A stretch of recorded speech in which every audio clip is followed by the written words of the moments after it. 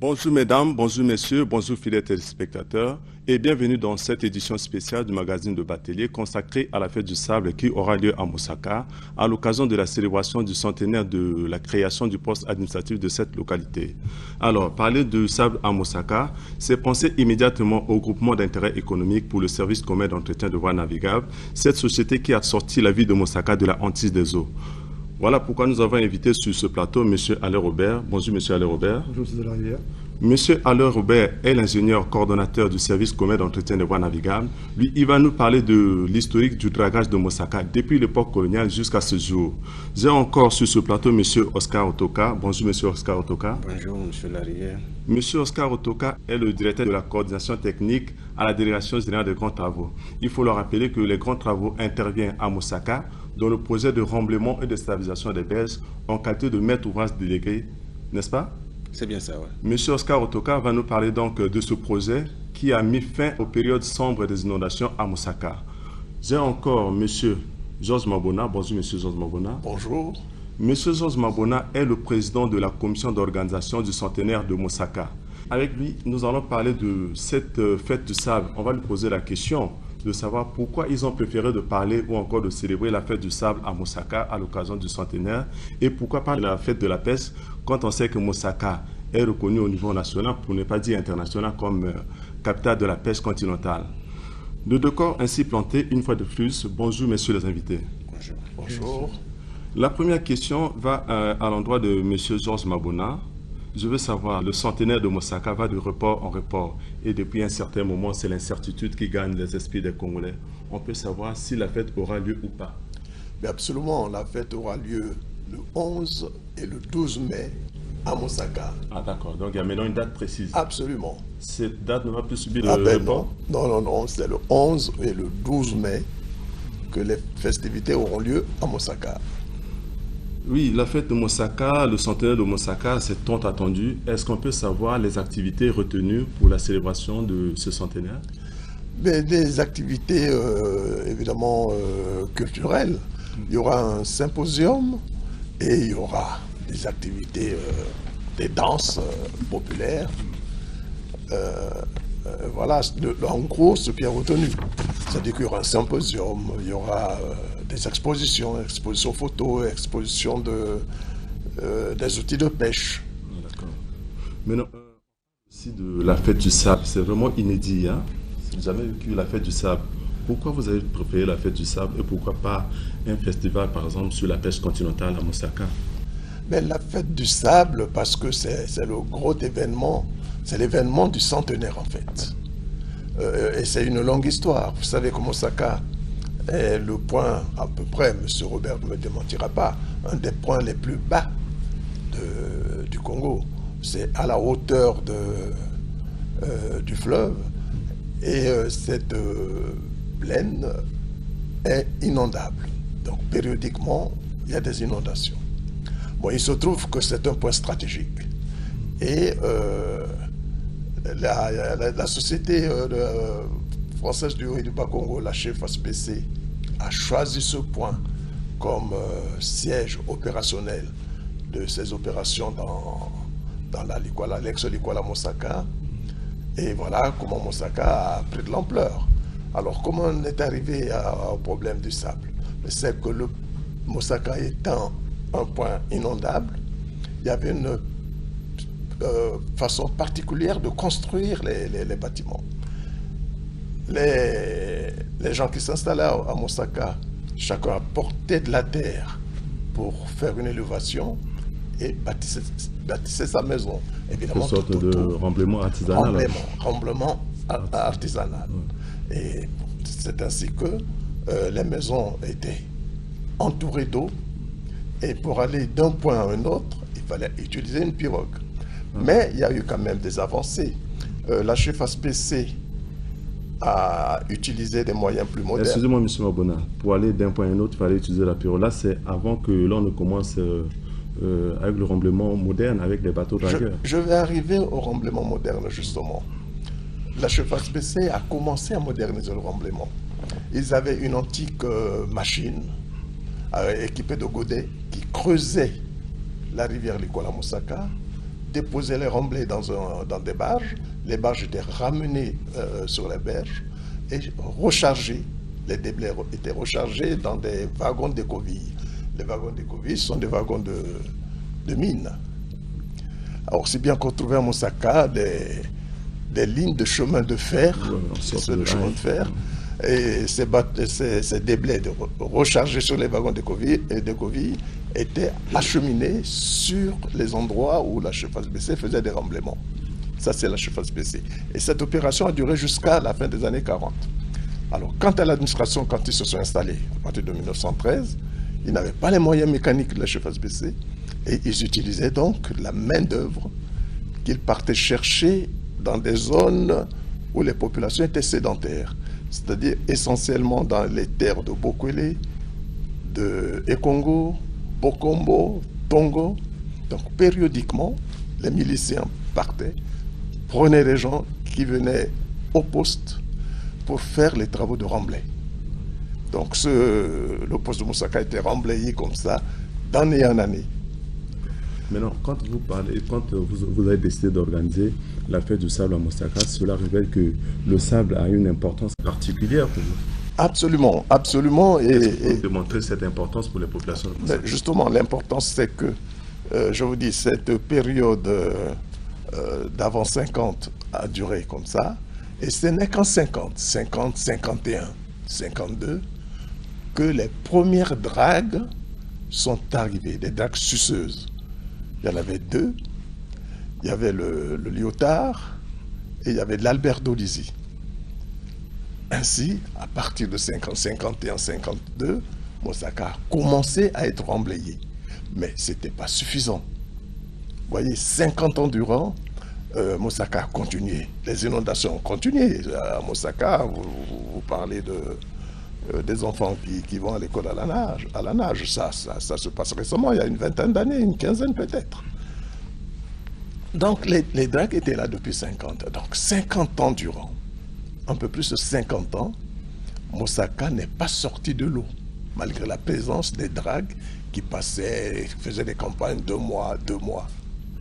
Et il a fallu attendre que le président Sassou passe à Moussaka, qu'il soit interpellé par un artiste du nom de Mbonzo, qu'il a interpellé en disant oui, Sassou, fils d'Edou, Sassou, fils de Mouibara, apporte-nous le sable.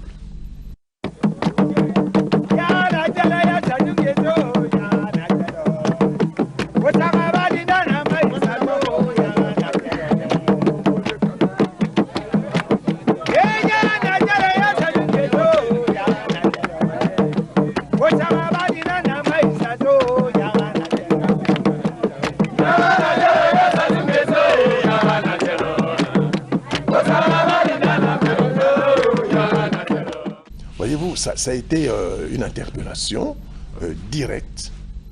Le président n'a pas bronché, mais au meeting qui a suivi, il a tout simplement dit « Je vais remblayer Moussaka ». Et c'est ce qui fut fait. Oui, mais lorsque le président Sassou dit qu'il va remblayer Moussaka, mais personne ne croit. Mais imaginez, ça faisait 50 ans que les dragues passaient. 50 ans durant, Moussaka était dans l'état où il était. Alors quand il dit « Je vais remblayer Moussaka », qui le croirait? Personne ne l'avait cru. Si bien que le travail qui a été fait a été une grande surprise. Il a réalisé sa promesse. Voilà l'importance de la fête du sable. C'est quelque chose d'inattendu. Vous voyez, ça tombe comme un cadeau de Noël. Et voilà pourquoi, au lieu de... Bon, le centenaire, c'est une bonne chose, mais le centenaire, va être fêté dans une cité qui renaît. C'est la renaissance de Mosaka. Mais M. Mabona, quand vous parlez de la fête du sable ou encore de l'importance du sable, le dragage à Mosaka a produit aussi des effets collatéraux. Il y a eu des maisons qui sont englouties. Entre l'engloutissement des maisons et le bénéfice du sable, pour vous, qu'est-ce qui est plus important là? Alors, vous voyez bien que les maisons étaient englouties, mais il n'y a eu aucune réclamation demandant réparation de ces maisons. C'est pour dire que le sable C'est pour dire que le sable est plus important que les maisons qui ont été englouties. J'espère que vous avez des images des maisons englouties, mais personne n'a osé élever le ton pour dire ma maison a été engloutie, je demande réparation. D'accord. Monsieur, je m'en vais plutôt du côté de monsieur Alain Robert. Vous avez suivi en quelque sorte l'historique procès par monsieur Georges Mabona. Est-ce que vous, en tant que c'est vrai qu'il n'est pas facile de parler de l'historique de dragage de Mosaka, c'est vrai que vous n'étiez peut-être pas là au commencement, mais vous êtes certainement trouvé les pièces d'archives qui parlent du dragage de Mosaka. Est-ce que vous pouvez faire l'historique quand même? Oui, alors là j'ai été très intéressé par ce qu'a dit monsieur, parce que bon, ça part d'une date antérieure à ma connaissance, la connaissance de l'archive, puisqu'il parle des années 40. Effectivement, nous, on part, si vous voulez, des années 50, puisqu'en fait, un service de douane navigable structuré a été mis en place en 49-50 sur le financement du FIDES, qui nous a permis d'avoir, si vous voulez, des dragues, des baliseurs, etc., un peu dans la forme que l'on a actuellement. Et d'après les archives qui nous restent de cette période-là, c'est le service fédéral des voies navigables à ce moment-là qui gérait cette affaire-là. Nous avons la connaissance d'un dragage à partir de 53 jusqu'en 58, à peu près. Et les cubages qui seraient mis à ces époques-là tournent autour d'environ 150 000 mètres cubes. Bon, je ne sais pas dans quelles conditions ça avait été fait, sous quelle demande, si c'était une obligation, si c'était... Mais effectivement, je rejoins tout à fait ce que M. Mabona a dit. L'intervention de ces dragues-là ne se faisait que pendant 2 mois, mais juillet et août, parce qu'elles étaient en général prises ailleurs. Et c'est effectivement l'Albert Dolizy et la Lyotard qui a fait ces dragues-là, puis c'était ça qui nous avait été payé à l'époque, en 1950. Donc nous, le service structuré des voies navigables, donc, comme je l'ai dit, a commencé environ en 1950. Donc jusqu'en 1959, on a marché sur cette problématique. Et en 59, la TEC a repris le relais. Et nous avons l'information que ça a continué, si vous voulez, encore dans les années de la TEC jusqu'en 70. Et grosso modo, on a dû mettre à peu près à ce moment-là la TEC 300 000 m3 de sable. Et j'étais amené à consulter en 62 un projet qui s'appelait Remblaiement et protection des berges de la ville de Mosaka. Ah, on retrouvait les mêmes termes. Et je pense que c'est à ce moment-là qu'a été construit le fameux mur qui protégeait la zone nord Likola, un peu de la zone est Congo. C'est pas marqué, mais je suppose que, compte tenu du dossier que j'ai lu, ça doit être à peu près cela qui a été fait. Alors, disons, après, à partir de 70, là, je suis plus à l'aise, puisque je suis venu guerre après 1970, nous avons donc des archives plus précises là-dessus. Les années 70 ont été marquées également par une poursuite de dragage à Mosaka, mais toujours dans les mêmes conditions. C'est-à-dire qu'on était appelé à peu près 2 mois par an, juillet-août, et on mettait des quantités que l'on pouvait mettre sur la base d'informations et de demandes qui nous étaient faites par les autorités locales. Alors ensuite, ça s'est accéléré dans les années 80, puisque entre 80 et 90, on est allé 9 fois sur les 11 fois. Et on a mis environ 350 000 Et à l'époque, comment vous décidez du site du dragage? C'est toujours pareil, nous étions appelés par les autorités supérieures du pays à cette époque-là, à travers le ministre des Transports. Et quand on arrivait sur place, c'est le sous-préfet qui nous désignait, il disait, écoutez, cette année, vous avez fait ça l'année dernière, cette année, poursuivez dans cet endroit-là, ou alors on préfère que vous alliez là. Donc c'était seulement du sable que l'on mettait à terre. Et vous évaluez la quantité de sable déposé, Dans les années 80, environ 360 000 m3, on a fait. Mais avec des campagnes très disparates. Certaines années, c'était 13 000. 2 années, c'était 50 000. 2 années, c'était 40 000. En fait, c'était un mois et demi. Mais ce n'était pas des projets structurés comme celle parce que absolument pas. C'est pour ça que, si vous voulez, ce que M. Mabona a dit après a changé la donne énormément. On a poursuivi en 1990, 3 fois, je crois, et on s'est arrêté en 1994. On a mis d'ailleurs 80 000 m3 à cette date-là. Et ensuite, pendant 12 ans, ça s'est arrêté, pour différentes raisons, je ne retracerai pas ici. Et puis, suite au discours du président de la République de 2002, je suppose que c'est ce à quoi fait allusion M. Mabona, une dynamique s'est mise en place, et après que les moyens soient mis en adéquation avec la délégation générale des grands travaux, on a fait en 2005 une étude bathymétrique topographique complète de la plateforme de Mosaka, qui a conduit donc à déterminer un cubage bien identifié, je crois que c'était 1 660 000 m3, mais qu'au-delà de cette simple dépôt de sable, il y avait tout un projet de confinement de la plateforme dans des digues, suivant une technique un peu nouvelle qui s'appelle les camions. D'accord. Avant d'arriver à ce projet, parce que ça c'est le projet actuel, c'est disons ce projet qui a mis fin ou encore qui a sorti Mosaka des périodes sombres des inondations. Alors je vais revenir un peu en arrière. Quelle est la différence qui existe entre le projet antérieur et l'actuel projet?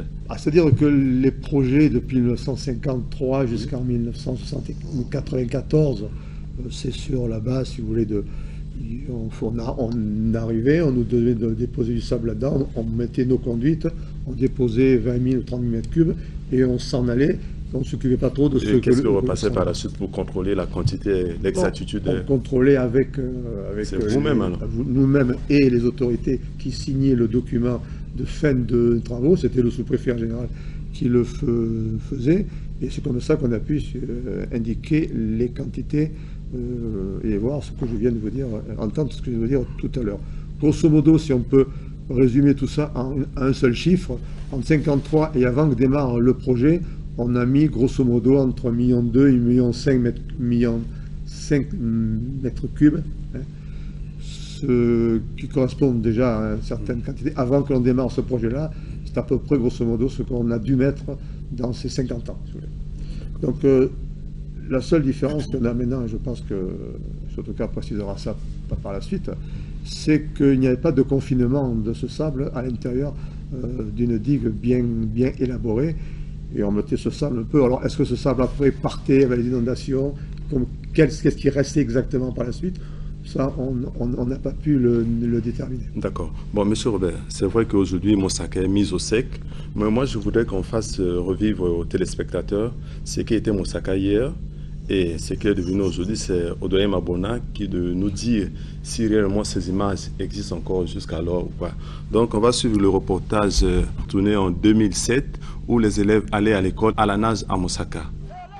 Mosaka, une cité flottante autrefois victime des inondations cycliques d'octobre à décembre. Chaque année, pendant la grande saison des pluies, les habitants de Mosaka avaient les pieds dans l'eau. Cette situation durait 3 mois. Pendant cette période, le déplacement dans le périmètre urbain de la localité se faisait par pirogue. Malgré la hantise des eaux, l'école était toujours au rendez-vous. On prenait les fournis scolaires, on mettait sur la tête et on nageait avec comme ça là, pour arriver à l'école. Donc on se déshabillait, la tenue, les fournis scolaires sur la tête et arrivait dans un endroit, on s'habillait et on venait à l'école. On avait des enfants... parfois qui venaient à l'école, la pirogue se renversait, les fournitures scolaires dans l'eau, donc la tenue mouillée, donc ils repartaient. C'était vraiment malheureux. Même le sous-préfet de l'époque partait au boulot dans une pirogue.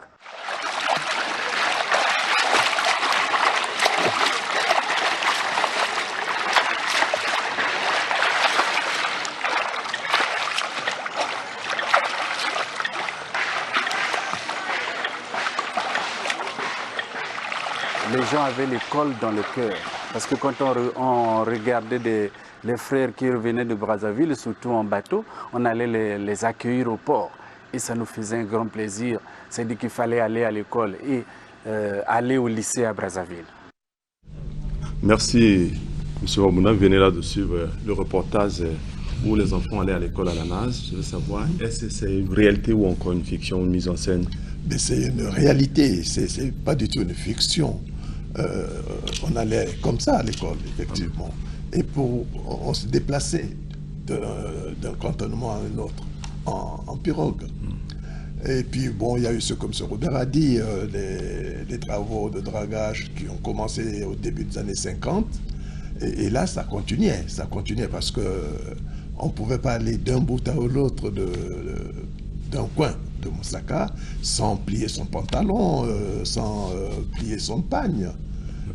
Et c'est comme ça que on vivait à Moussaka. Vous nous rassurez qu'aujourd'hui, ces endroits où les enfants allaient à l'école à nage n'existent plus, sont mis au sec? Mais vous voyez bien que c'est toute l'importance que nous donnons à cette renaissance de Moussaka. C'est pour ça qu'il y a cette fête du sable. Voilà l'importance que nous donnons à Moussaka. Et ceux qui ont quitté Moussaka depuis des années, quand ils regardent les images de Moussaka actuellement, ils doutent, ils disent que c'est pas Moussaka, c'est pas possible. Mais vous, c'est vraiment une renaissance, quoi. C'est une autre cité qui vient. Si aujourd'hui Moussaka est devenu ce qu'il est, c'est grâce à un homme. Cet homme, c'est le chef de l'État. Lui, il a eu une vision particulière de cette localité. Alors, avant de me tourner du côté de monsieur le directeur de la coordination technique à la Direction générale des grands travaux, j'aimerais que l'on suive un instant la vision du chef de l'État qu'il a dévoilé en 2009 lorsqu'il était à Moussaka. Moussaka, c'est déjà le Congo, le fleuve Congo lui-même. Et c'est l'Ubangi qui passera. Et c'est la Likwala aux herbes, c'est la Likwala Moussaka, c'est le Kouyou. Et je pourrais dire même la Lima, même si c'est quelques 50 km plus bas, c'est la Lima aussi. Et donc ce sera ici le carrefour. Et cela, ce n'est pas une vue de l'esprit, parce que même la géographie elle-même impose la chose comme telle. Et ce sera donc ici, et cela a déjà été vu dans le passé, même par la colonisation. Nous croyons que Moussaka va être une place importante. Parce que nous voulons redonner à notre pays sa vraie position de pays de transit. Dans le cadre du développement du Congo, d'intégration économique sous-régionale, le Congo va jouer, comme toujours, son rôle de pays de transit. Alors, à ce moment-là, nous voyons Moussaka comme un carrefour de communication. Et lorsque nous parlons du bassin du Congo, du développement du bassin du Congo, nous voyons que dans le cadre de ce développement du bassin du Congo, Moussaka sera comme l'un des carrefours. Il sera incontournable comme carrefour. Nous avons visité le projet de dragage.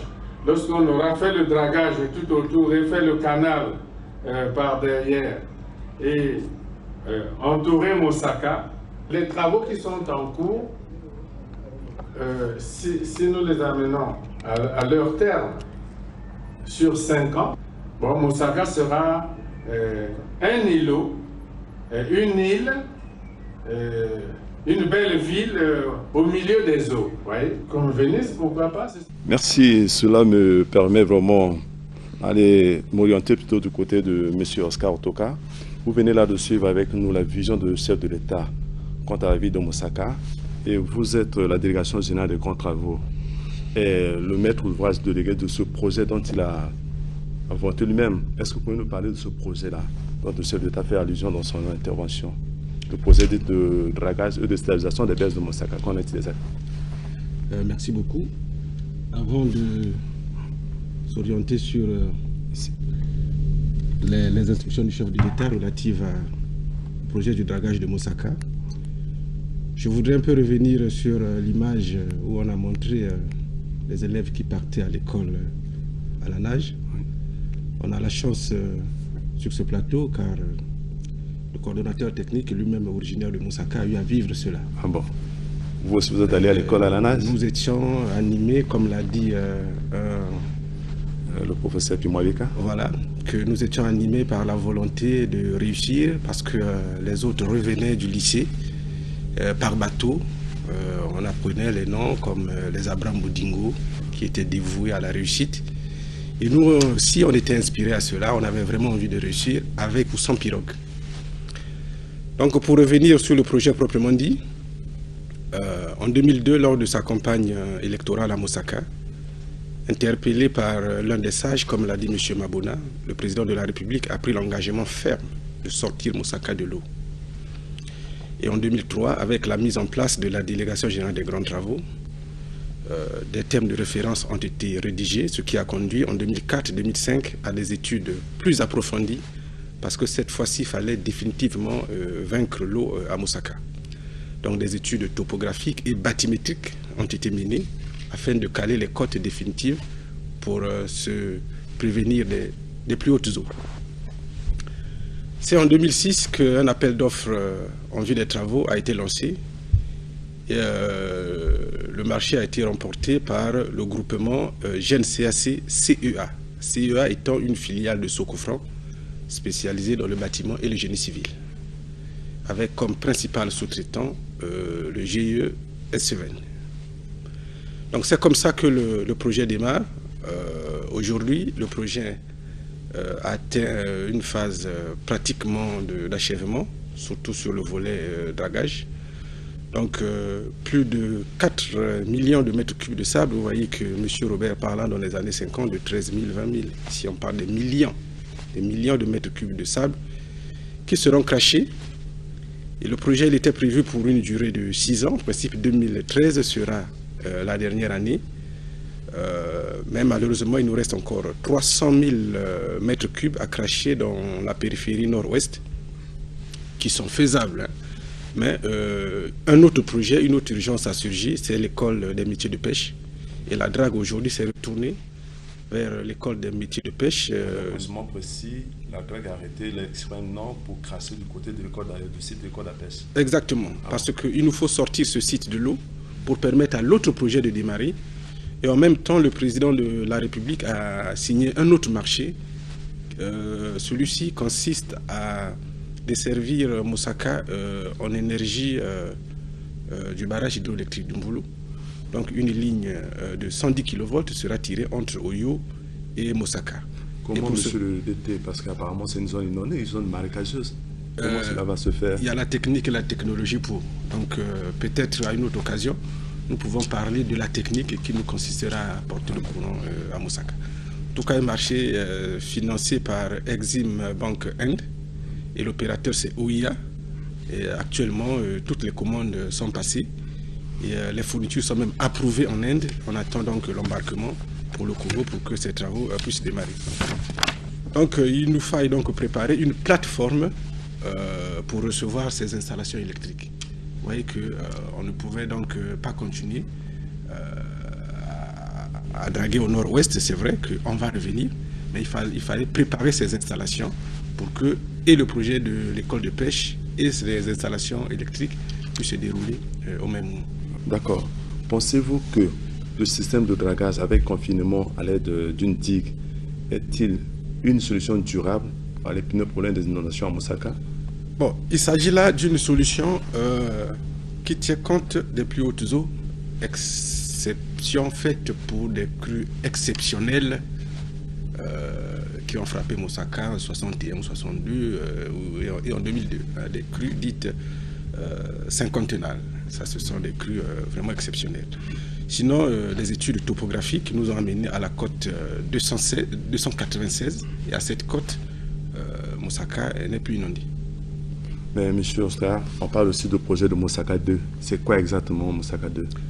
Le projet de Mosaka 2, effectivement, donc parallèlement au site de l'école de pêche et aux installations de la SNE, bon, le président de la République a pensé que la population de Mosaka elle-même étant déjà sortie de l'eau, est-ce qu'on ne pouvait pas draguer des espaces, faire un lotissement correct, faire une distribution correcte des espaces afin qu'on ait une ville moderne au bord du fleuve. Donc voilà le projet de Moussaka. Vous pensez qu'aujourd'hui à Moussaka, même dans l'eau, vous pouvez avoir des espaces vraiment encore disponibles comme ça, non occupés?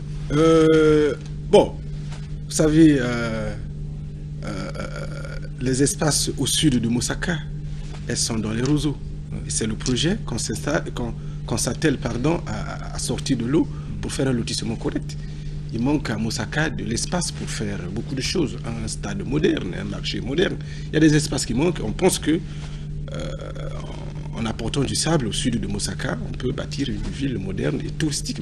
D'accord. Vous allez déjà au site de l'école d'Apes, mais on constate que du côté du volet des digues, apparemment les travaux évoluent à pas de caméléon. La digue, elle évolue. L'entreprise a repris main. Vous savez que c'est une nouvelle technologie.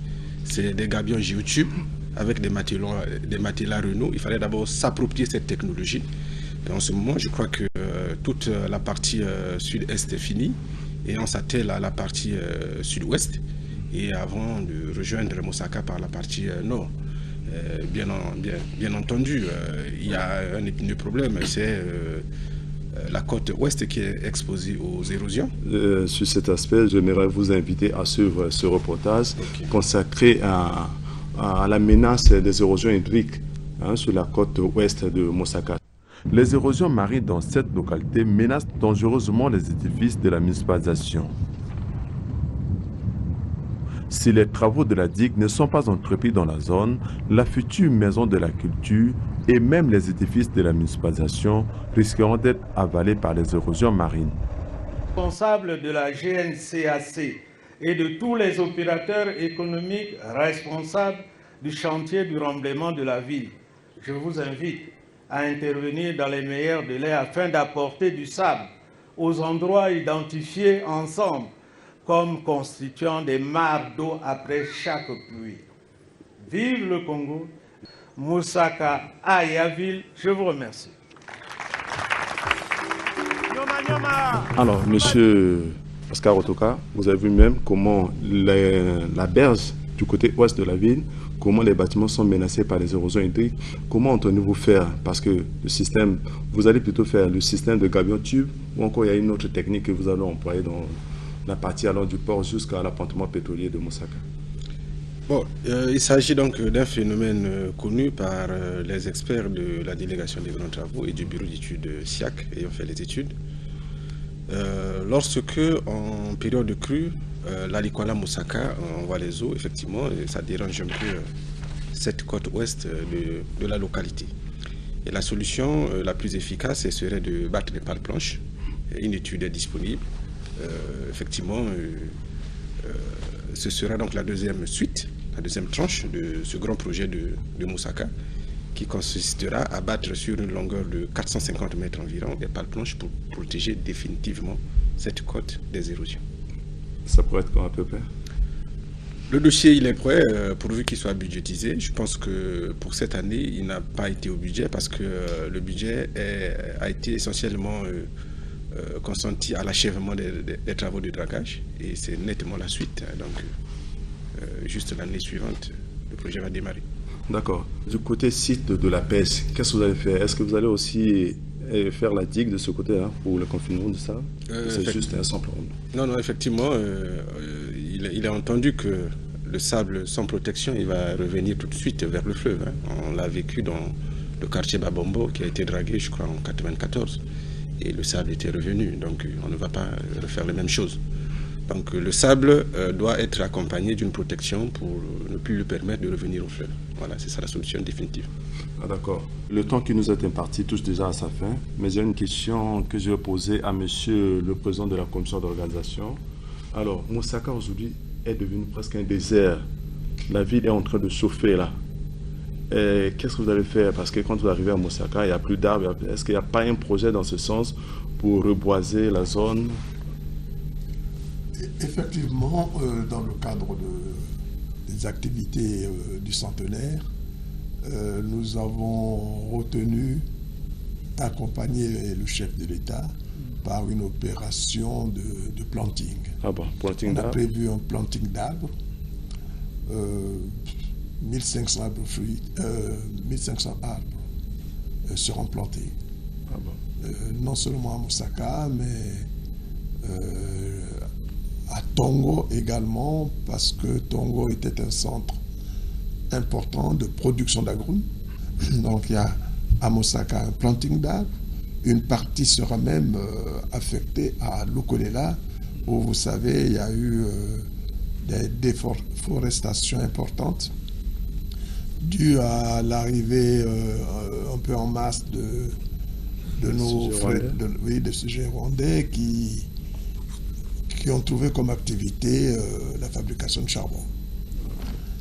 Alors, donc à Moussaka, on aura des arbres forestiers, enfin des plants forestiers et des plants d'agrumes pour soutenir le terrain. Et c'est un peu notre contribution, la contribution de Centenaire à l'action du président de la République. Alors, un mot particulier à l'endroit de ceux qui attendent impatiemment le centenaire de Moussaka. Ben, ils sont attendus le 11 et le 12 mai, c'est confirmé. Il n'y aura plus de report. Plus de report. 11-12 mai à Moussaka, ils sont attendus. Qu'ils viennent, ils viendront certainement de partout. Hein. C'est de Lukolela, de Makoti-Poko, un peu vers la limite Toku. Hein. Tout le monde est attendu. D'accord. La fête du sable à Moussaka, M. Robert, quel commentaire cela vous inspire? Écoutez, pour nous, je pense qu'on sera un partenaire dans cette fête-là. Vous serez à Moussaka? Très présent. Je pense que oui, si je peux y être. Mais c'est le moment de passer l'invitation déjà. J'y étais en 2009. Bon, c'est pour dire un événement important, mais en principe, oui. Bon, disons que nous, c'est la première fois qu'on associera chez nous le mot fête et sable. Parce que d'habitude, au voie navigable, le fête et sable sont un peu antinomiques. Puis on le combat plutôt qu'on le fête. Donc ça sera le seul endroit où on pourrait éventuellement le fêter, si je savais ainsi. Et donc nos unités sont là-bas, bien entendu, et nous participerons avec des gens sûrement du ministère des Transports à cette fête-là, avec et la population principalement, qui est la principale concernée d'ailleurs. Donc nous serons là. Voilà. Alors, Monsieur Oscar Otoka, vous avez certainement un dernier mot pour le projet de rendement des stations des berges de Moussaka.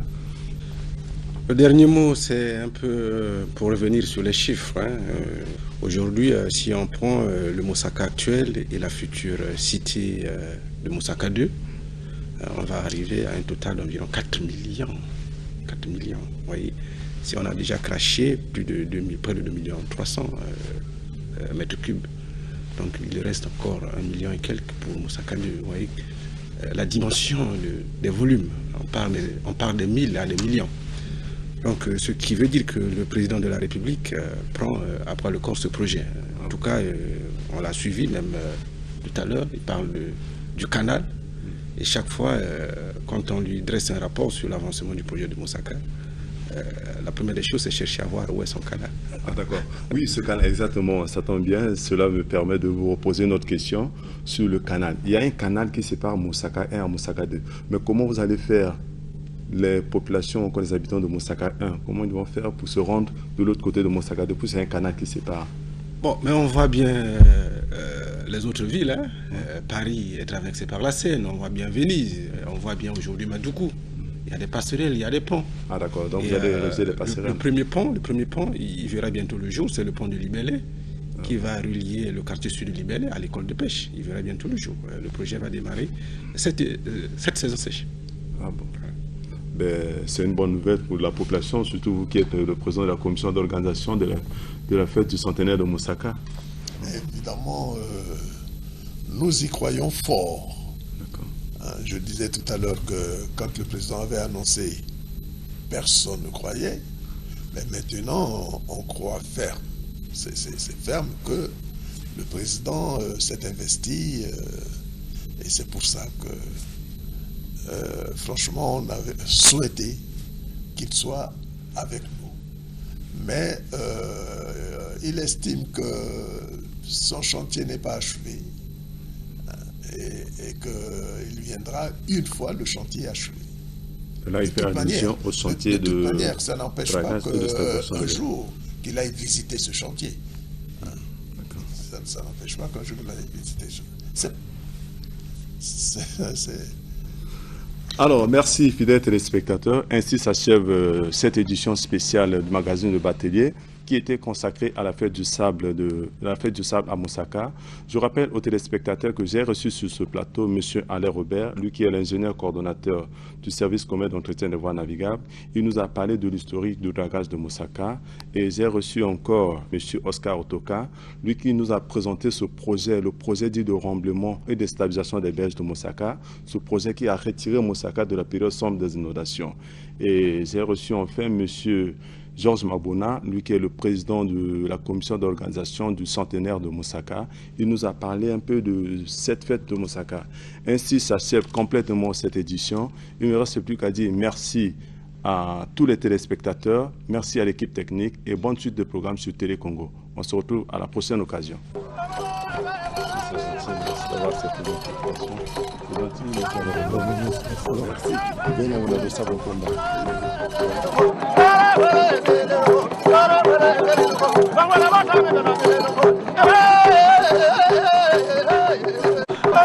Merci.